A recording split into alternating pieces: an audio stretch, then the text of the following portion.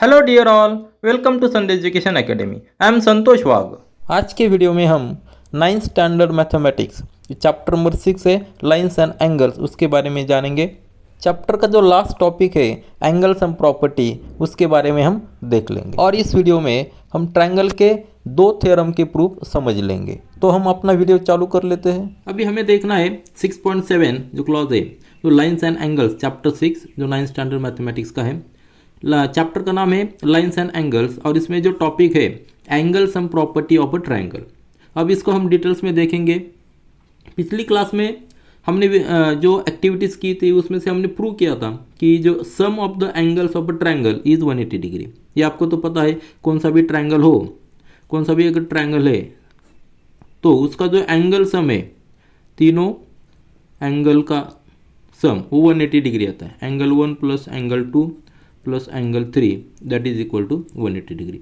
तो हमें अभी इस सेक्शन में वो प्रूव करना है वो 180 डिग्री क्यों है। इसके लिए हमें किसकी सहायता चाहिए? तो जो एक्सियोम से और थ्योरम से जो related to parallel lines. Parallel lines क्या है पता आपको? अगर ये टू लाइंस है इसे हम पैरेलल लाइंस तभी बोल सकते हैं अगर ये पैरेलल लाइंस कितनी भी हम एक्सटेंड करें इंटरसेक्ट नहीं होनी चाहिए। मतलब जो डिस्टेंस है दोनों में से वो डिस्टेंस हमेशा एक ही रहता है। अगर ये डिस्टेंस डी यहाँ है, इस पॉइंट पे यहाँ जाने के बाद भी डी ही रहता है, मतलब ये दोनों लाइंस एक दूसरे को इंटरसेक्ट नहीं करते। और इस पैरेलल लाइंस के बारे में जितने भी थ्योरम से एक्सियोम से उसकी हम सहायता लेंगे और प्रूव करेंगे कि तीनों एंगल की addition of a triangle is 180 degree. तो थ्योरम क्या है? थ्योरम मैं यहाँ पहले लिख लेता हूँ। तो आप देख लीजिए, थ्योरम मैंने यहाँ लिखा है कि the sum of the angles of a triangle is 180 degree. अब हमें इसको प्रूव करना है। तो प्रूव करने के लिए हमें अभी जो हमने कहा कि पैरेलल लाइंस की हमें सहायता लेनी पड़ेगी और उस पैरेलल लाइंस के जो भी एक्सियोम से थ्योरम से उसकी हेल्प से हम ये प्रूव करेंगे कि sum of the angles of the triangle is 180 degree. तो चालू कर लेते हैं। तो हम एक ट्रायंगल यहाँ ड्रॉ कर लेते हैं, triangle P Q R. Suppose this is triangle, this vertex is named as P, then this Q and this R. So these are the three vertices of the triangle, and let the name angle as this angle 1, then this angle as 2 and this angle as 3.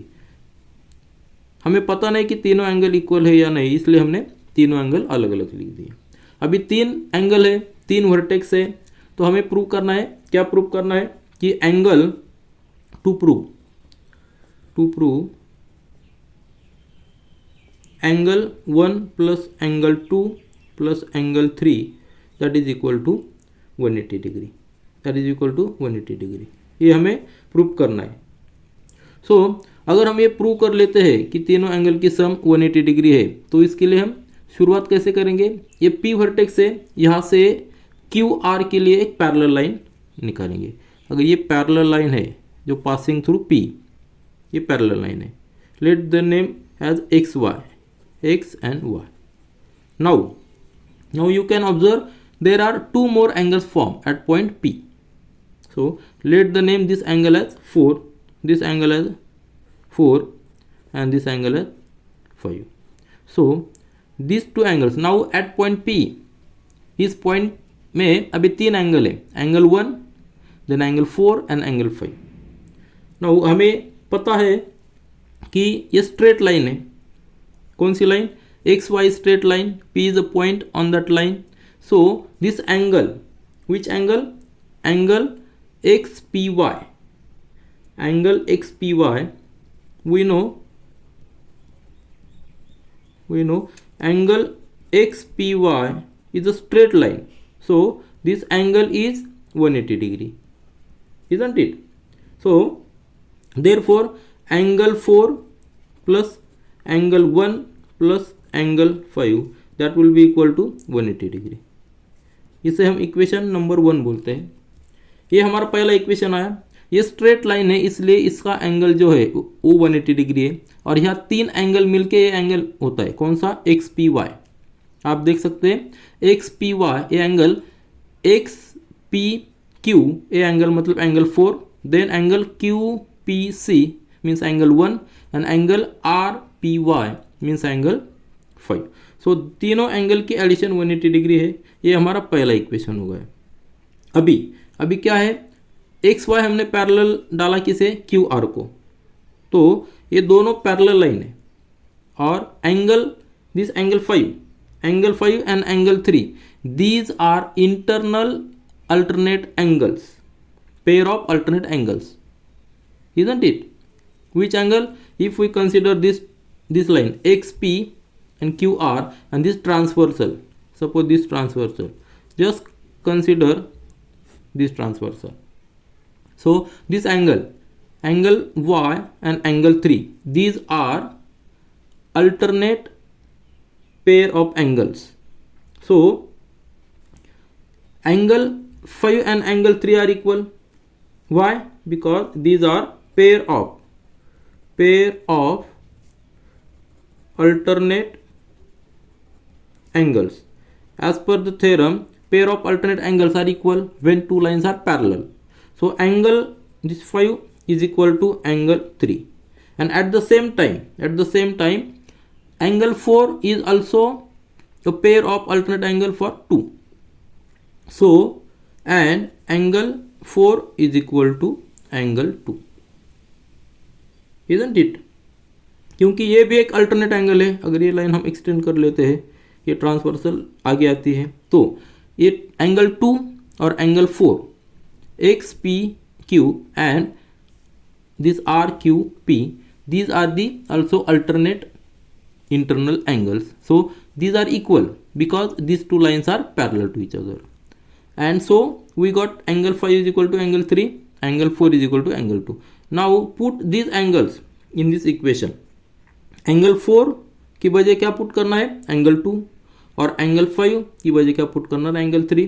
So put these values in equation 1. So we will get, instead of 4 we will put angle 2. So angle 2 plus angle 1 as it is, plus instead of angle 5 we will put angle 3, that will be equal to 180 degree.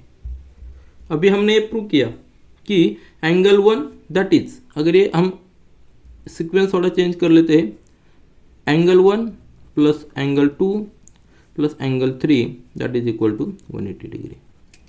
और हमें जो prove करना था to prove angle 1 plus angle 2 plus angle 3 is equal to 180 degree, तो हमने ये prove किया. इसके लिए हमें किसकी सहायता लेनी पड़ी, पैरेलल लाइंस की थ्योरम्स की. स्ट्रेट लाइन जो हमने पहले से ही पढ़ा है, स्ट्रेट लाइन जो होता है 180 डिग्री एंगल होता है, और अल्टरनेट इंटरनल एंगल्स इक्वल होते हैं. दोनों की सहायता ली और हमने प्रूव किया कि ट्रायंगल के तीनों एंगल, मतलब एंगल 1, एंगल 2, एंगल 3, इनकी समेशन 180 डिग्री होती है.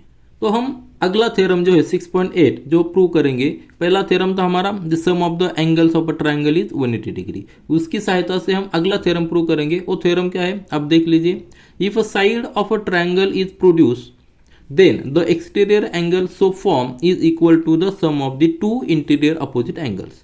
इसका मतलब क्या है, अगर ये ट्रायंगल है, अपना ट्रायंगल है, ये ट्रायंगल है, अगर इसकी कौन सी भी साइड हम एक्सटेंड कर लेते हैं, side is produce, suppose this side is produce and let this name as P, Q and R.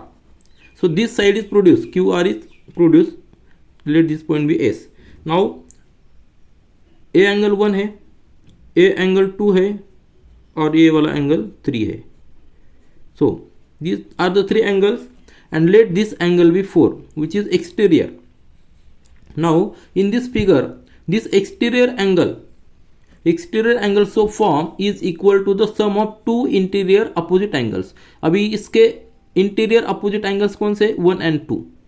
Exterior angle 4 है. सो इस थ्योरम्स के हिसाब से angle 4 will be equal to angle 1 plus angle 2. अभी ये हमें प्रूव करना है. इसके लिए जो पहला वाला थ्योरम था angle sum property of triangle, ये तो हमें पता है, और उसके साथ साथ हम और एक थ्योरम, और एक जो हमने प्रॉपर्टी है, वो हम उसकी सहायता लेंगे कि summation of the angles which are on the straight line is 180 degree. So angle 3 and angle 4, these are on the straight line QRS because it is produced. So we can write angle 3 plus angle 4 is equal to 180 degree. Why? Because these are on a straight line. So linear pair of angle, it is called as a linear pair of angles. That's why angle 3 and angle 4 इनकी summation 180 degree आती है. तो और हमें क्या पता है कि 1 2 3 जो है इसकी एडिशन कितनी है 180 डिग्री, जो हमने अभी प्रूव किया था. Angle 1 plus angle 2 plus angle 3 is equal to 180 degree. इसे हम क्या बोल सकते हैं, angle sum property, isn't it. So angle sum property of triangle. So ये दोनों इक्वेशन है, इसको देख लिए, यहाँ लिखता हूँ मैं angle sum property of triangle. इसके हिसाब से angle 1 plus angle 2 plus angle 3 is equal to 180 degree. Now अभी ये दोनों साइड इक्वल है, राइट साइड इनकी. इसका मतलब क्या हुआ, लेफ्ट साइड भी इक्वल है. From this two equations we can write angle 3 plus angle 4 is equal to angle 1 plus angle 2 plus angle 3. Because दोनों इक्वेशन के राइट साइड इक्वल है, इसीलिए लेफ्ट साइड भी इक्वल होने चाहिए. इसलिए angle 3 plus angle 4 is equal to angle 1 plus angle 2 plus angle 3. तो angle 3 यहाँ भी है और यहाँ भी है, ये कैंसिल होता है.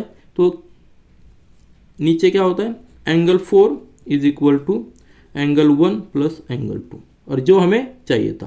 तो इसलिए हम कहते हैं कि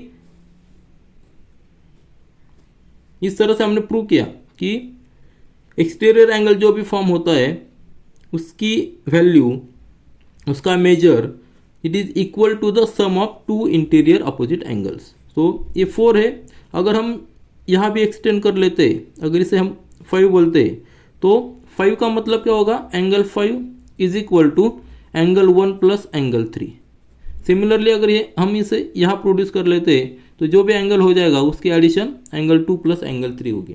इस तरह से थ्योरम 6.7 जो angle sum property of triangle है उसके हिसाब से, उसकी सहायता से हमने ये भी प्रूव किया कि एक्सटीरियर एंगल जो भी है उसका मेजर इंटीरियर अपोजिट जो एंगल होते हैं उनकी सम की बराबर होता है. और इससे हमें ये साबित हो जाता है कि जो भी एक्सटीरियर एंगल है वो हमेशा इंटीरियर अपोजिट जो एंगल है उनसे बड़ा होता है. कौन सा भी एक ले ली उनसे वो बड़ा हो जाता है. ये प्रॉपर्टी हम अभी जो भी प्रॉपर्टी हमने सीख ली उसके हिसाब से, उसके ऊपर जो एग्जांपल है टेक्स्ट बुक में आप देख लीजिए. लेकिन हमें एक्सरसाइज 6.3 जो सॉल्व करना है उसके लिए हमें दोनों थ्योरम की सहायता लेनी पड़ेगी. और इसके साथ साथ हमने जो इंट्रोडक्शन पार्ट है angles and lines and angle जो चैप्टर 6 9th स्टैंडर्ड मैथमेटिक्स का वो कंप्लीट किया है. पूरे टर्म्स हमने यहाँ पूरे टर्म्स के हमने क्लियर किए और उसके साथ साथ एक्सरसाइज भी हमने सॉल्व किए. अभी लास्ट वाला एक्सरसाइज है एक्सरसाइज 6.3, वो भी हम सॉल्व करेंगे. This is all for this video. Thank you.